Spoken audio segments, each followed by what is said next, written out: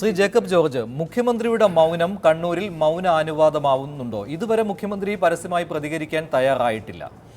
അല്ല, ഇവിടെ സമാധാനമുണ്ടാവേണ്ടത് പ്രഥമവും പ്രധാനവുമായി മുഖ്യമന്ത്രിയുടെ ആവശ്യമാണ്. ഇവിടെ ലോ ആൻഡ് ഓർഡർ തന്നെ. രണ്ടാമത്തെ കാര്യം ഗവർണൻസിൻ്റെ കാര്യം. കേരളത്തിൻ്റെ വികസന പ്രവർത്തനത്തിന് നേതൃത്വം കൊടുക്കുന്ന ആളാണ് കേരളത്തിൻ്റെ മുഖ്യമന്ത്രി. അദ്ദേഹത്തിന് ഡൽഹി ഭരണാധികാരികളുമായിട്ടുള്ള ബന്ധം, അദ്ദേഹം തിരഞ്ഞെടുക്കപ്പെട്ട് സത്യപ്രതിജ്ഞയ്ക്ക് ശേഷം അധികം താമസിയാതെ തന്നെ ഡൽഹിയിൽ പോയി. പ്രധാനമന്ത്രി നരേന്ദ്രമോദിയെയും സുഷമ സ്വരാജ് തുടങ്ങിയ മന്ത്രിമാരെയും കണ്ടു. അവരൊക്കെ വളരെ ഹാർദമായിട്ടാണ് അദ്ദേഹവുമായിട്ട് ഇടപെട്ടത്. കേന്ദ്രത്തിലെ മന്ത്രിമാർ മുൻ മുഖ്യമന്ത്രി ഉമ്മൻചാണ്ടിയുമായിട്ടും വളരെ നല്ല സൗഹൃദത്തിലായിരുന്നു. അവരൊക്കെ നിതിൻ ഗഡ്കരി സാർ എന്നൊക്കെ വിളിച്ചിട്ടാണ് ഉമ്മൻചാണ്ടിയെ സംബോധന ചെയ്തിട്ടുള്ളത്. സാർ എന്നൊരു കൂടെ ഇറങ്ങി വരും. അവരുടെ ഒരു കേന്ദ്രത്തിൻ്റെ ഒരു പ്രധാന ആവശ്യമാണ് കൊച്ചിയിൽ നിന്ന് മംഗലാപുരത്തേക്കുള്ള വാതക പൈപ്പ് ലൈൻ. അത് സ്ഥാപിക്കണം. കേന്ദ്ര ഗവൺമെൻറ് പറഞ്ഞു ഞങ്ങളുടെ ഒരു വലിയ പ്രശ്നമാണ്, അതൊന്ന് സ്ഥാപിച്ചത്, അതൊന്ന് റെഡിയാക്കിത്താം. പല എതിർപ്പുകളുണ്ട്, നാട്ടുകാരുടെ എതിർപ്പ്, അതൊന്ന് തീർത്തുക. മുഖ്യമന്ത്രി പിണറായി വിജയൻ തിരുവനന്തപുരത്തെത്തി വളരെ ശക്തമായിട്ട് ഇടപെട്ടു. ആ പണി തുടങ്ങി. 2013 മുടങ്ങി കിടന്നതാണ്. ആ പണി തുടങ്ങി, മിക്കവാറും തീരാറായി. കോഴിക്കോട് ജില്ലയിലെ വാതക പൈപ്പ് ലൈൻ പണി മിക്കവാറും തീർന്നു. അപ്പം മുഖ്യമന്ത്രിയുടെ ഭരണരംഗത്തുള്ള ഇടപെടൽ എങ്ങനെയാണ്? പക്ഷേ ഈ ഇടപെടൽ കൂടുതൽ പ്രാവർത്തികമാകണമെങ്കിൽ ഇവിടെ സമാധാനം പുലർന്നേ മതിയാവും. ഇത് നമ്മളെക്കാട്ടിലൊക്കെ മുഖ്യമന്ത്രിക്ക് നന്നായിട്ട് അറിയാവുന്നതാണ് ഞാൻ ധരിക്കുന്നത്.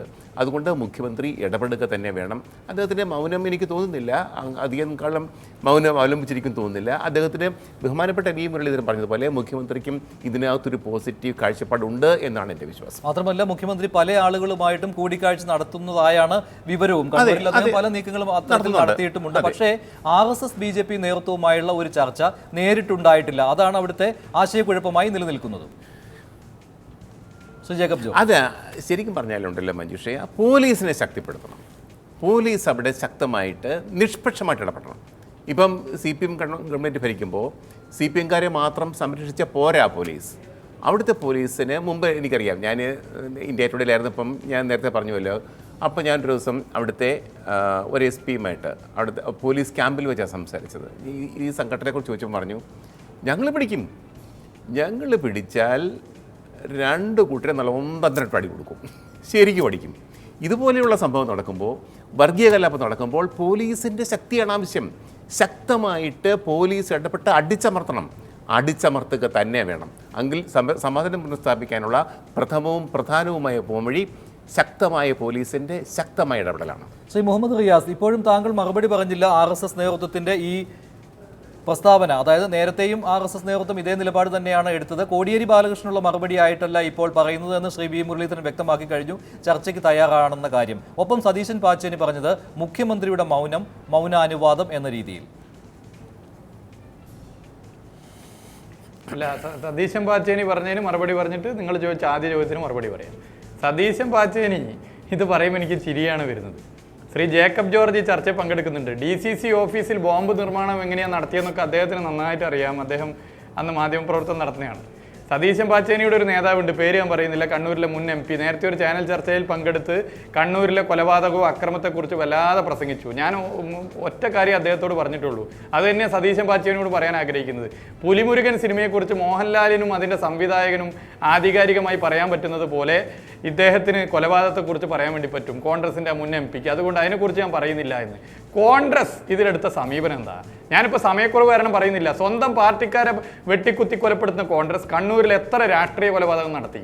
എന്നിട്ട് കോൺഗ്രസ് ഇപ്പോൾ കലക്ക് വെള്ളത്ത് മീൻ പിടിക്കാൻ ശ്രമിക്കുന്നത്. ഇങ്ങനെയാണോ കോൺഗ്രസ് ചെയ്യേണ്ടത്? എന്താണ് RSS എന്ന് തുറന്നു പറയാൻ കോൺഗ്രസിന് ഇന്നും മടിയാണ്. അത് മാത്രമേ സതീശൻ പാച്ചേനിയോട് എനിക്ക് പറയാനുള്ളൂ. പിന്നെ ഇവിടെ മുഖ്യമന്ത്രിയുടെ മൗനം, മുഖ്യമന്ത്രിക്ക് ഒരു മൗനവുമില്ല. മുഖ്യമന്ത്രിക്ക് പ്രശ്നം പരിഹരിക്കണമെന്നേ സ്വാഭാവികമായി ആഗ്രഹം ഉണ്ടാവുള്ളൂ. ഞാൻ നേരത്തെ പറഞ്ഞല്ലോ, അതിന് പറ്റണമെങ്കിൽ RSSന്റെ ദേശീയ നേതൃത്വം തീരുമാനിക്കണമെന്ന് മുഖ്യമന്ത്രിക്ക് അറിയാം. അത് ഉറപ്പാണ്. എന്നാലേ ഇത് പരിഹരിക്കപ്പെടൂ.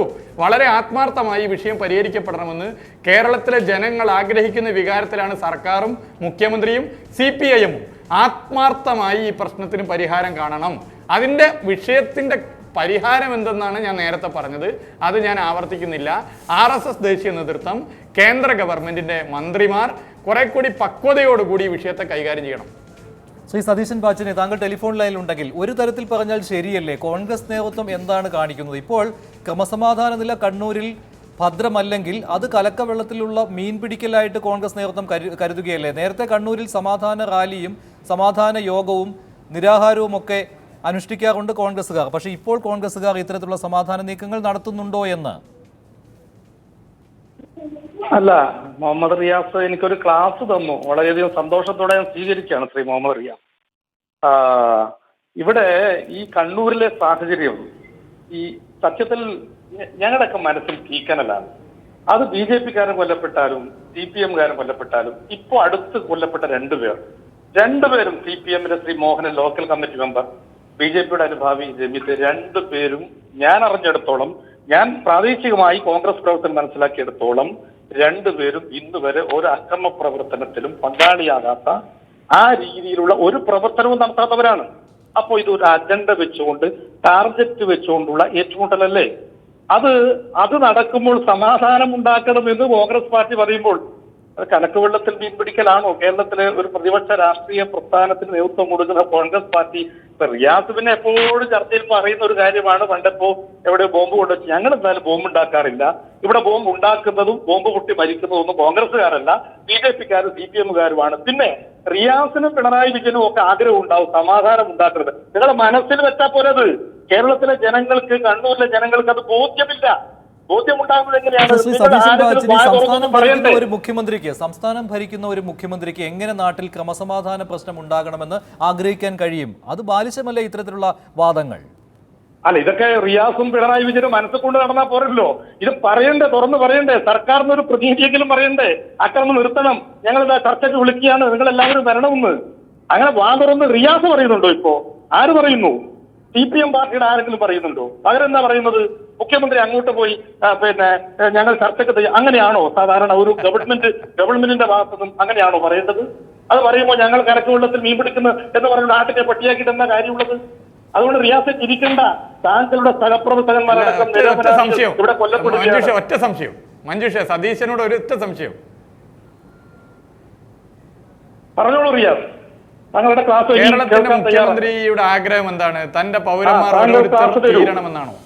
CPM എന്ന് പറയുന്ന കേരളത്തിലെ ഗവൺമെന്റ് നയിക്കുന്ന രാഷ്ട്രീയ പാർട്ടി എന്താ ആഗ്രഹിക്കുക? എല്ലാവരും കൊല്ലപ്പെടണം എന്നാണോ? സതീശൻ പാച്ചേനി അതുകൂടി പറയണം. ഞങ്ങൾ വളരെ ആത്മാർത്ഥമായി നിലപാടെടുക്കും. ആ നിലപാടിൽ ഞങ്ങൾ നിൽക്കുന്നത്. കണ്ണിന് കണ്ണ്, പല്ലിന് പല്ല്, ജീവന് ജീവൻ എന്നുള്ള രാഷ്ട്രീയത്തോട് ഞങ്ങൾക്ക് യോജിപ്പില്ല. തിരിവരുന്നു എന്ന് പറയുമ്പോ അങ്ങനെ പറയരുത്, തെറ്റിദ്ധരിക്കരുത്. അങ്ങനെ തെറ്റിദ്ധരിക്കരുത്. ഞാൻ പറയുന്നത് നിങ്ങൾ മനസ്സിലാക്കുന്നില്ല. അതെ, ഞാൻ പറയുന്നത് നിങ്ങൾ മനസ്സിലാക്കൂ. ഞാൻ ഇവിടെ പറയുന്നത് നിങ്ങൾ മനസ്സിലാക്കൂ. മനുഷ്യന്റെ രാഷ്ട്രീയമോ വ്യക്തിപരമായോ കാരണത്താൽ അത് നഷ്ടപ്പെടാൻ വേണ്ടി പാടില്ല, കൊല്ലപ്പെടാൻ വേണ്ടി പാടില്ല. അതെ, ഞാൻ കാര്യം പറയട്ടെ. നിങ്ങൾ വ്യക്തിപരമായി എടുക്കല്ലേ, നിങ്ങൾ വ്യക്തിപരമായി എടുക്കല്ലേ. ഞാൻ നിങ്ങളെ പഠിപ്പിക്കുകയല്ല. നിങ്ങൾ അങ്ങനെ ഈഗോയിൽ സംസാരിക്കല്ലേ. CPM-ന്റെ നിലപാടാണ് പറയുന്നത്. ഈ നിലപാടാണ് ഞങ്ങൾക്ക്, അല്ലാതെ വ്യക്തിപരമായി നിങ്ങളെ രാഷ്ട്രീയം പഠിപ്പിച്ചതല്ല. CPM-ന്റെ നിലപാട് ഇതാണ്. ആ നിലപാടിലാണ് ഞങ്ങൾ നിൽക്കുന്നത്.